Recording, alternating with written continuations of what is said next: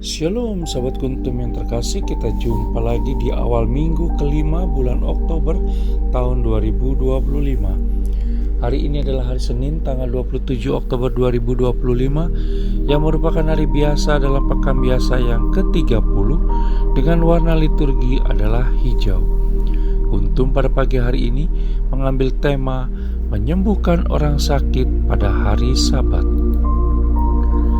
Struktur bacaan kita pada pagi hari ini terdiri dari bacaan pertama yang diambil dari surat Paulus kepada jemaat di Roma 8 ayat 12 sampai dengan 17. Mazmur tanggapan diambil dari kitab Mazmur 68 ayat 2, 4, 6 sampai dengan 7b dan ayat 20 sampai dengan 22. Ayat pengantar Injil diambil dari Injil Yohanes 17 ayat 17ab. Dan bacaan Injil pada pagi hari ini diambil dari Injil Lukas 13 ayat 10 sampai dengan 17. Bacaan Injil pada hari ini sama dengan bacaan Injil pada hari Senin tanggal 24 Oktober 2022, dan struktur bacaan pada hari ini sama dengan struktur bacaan pada hari Senin tanggal 30 Oktober 2023 dan tanggal 25 Oktober 2021. Baik sahabat kuntum yang terkasih, saya akan bacakan bacaan Injil kita pada pagi hari ini yang diambil dari Injil Lukas 13 ayat 10 sampai dengan 17. Tuhan beserta kita sekarang dan selama-lamanya. Inilah Injil Yesus Kristus menurut Santo Lukas. Dimuliakanlah Tuhan. Menyembuhkan orang sakit pada hari Sabat. Pada suatu kali Yesus sedang mengajar dalam salah satu rumah ibadat pada hari Sabat. Di situ ada seorang perempuan yang telah 18 tahun dirasuk roh sehingga ia sakit sampai bungkuk punggungnya dan tidak dapat berdiri lagi dengan tegak. Ketika Yesus melihat perempuan itu, ia memanggil dia dan berkata kepadanya, "Hai ibu, penyakitmu telah sembuh." Lalu ia meletakkan tangannya atas perempuan itu, dan seketika itu juga berdirilah perempuan itu dan memuliakan Allah. Tetapi kepala rumah ibadat gusar karena Yesus menyembuhkan orang pada hari Sabat.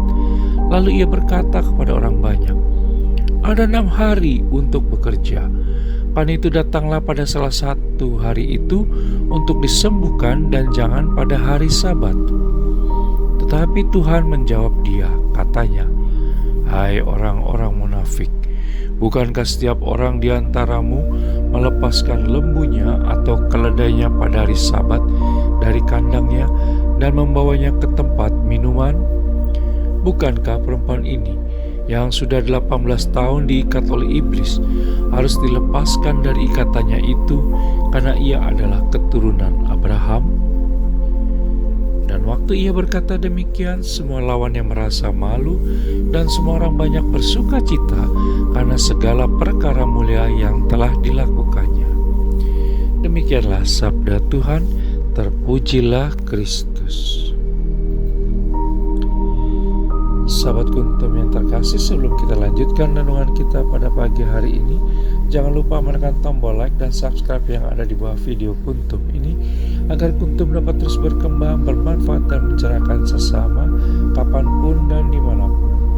Bila Anda ingin membagikan renungan harian kuntum ke jaringan Anda, silakan tekan tombol share yang ada di bawah video kuntum ini.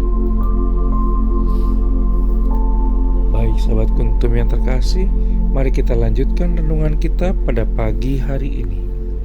Bacaan Injil pada hari ini yang diambil dari Injil Lukas 13 ayat 10 sampai dengan 17 hanya ada pada Injil Lukas, dan untuk ayat 14 dapat kita baca pula dalam kitab Keluaran 20 ayat 9 sampai dengan 10 dan kitab Ulangan 5 ayat 13 sampai dengan 14.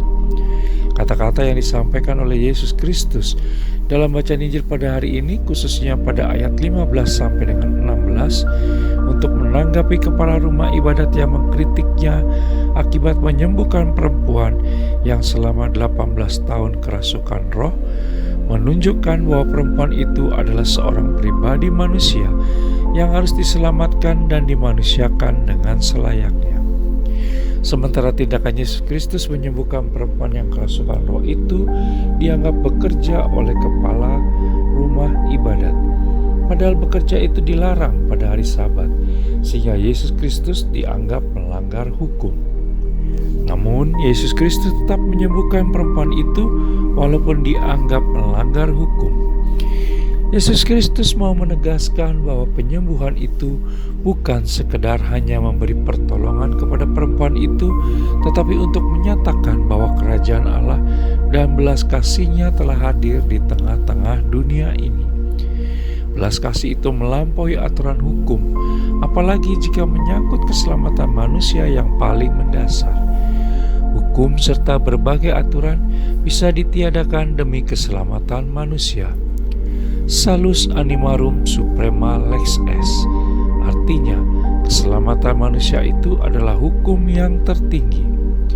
Misalnya, jika kita harus menghadiri misa, tetapi pada waktu yang sama ada tetangga yang sakit keras dan butuh pertolongan kita, apakah kita boleh tidak ikut misa, tetapi menolong orang yang sakit itu?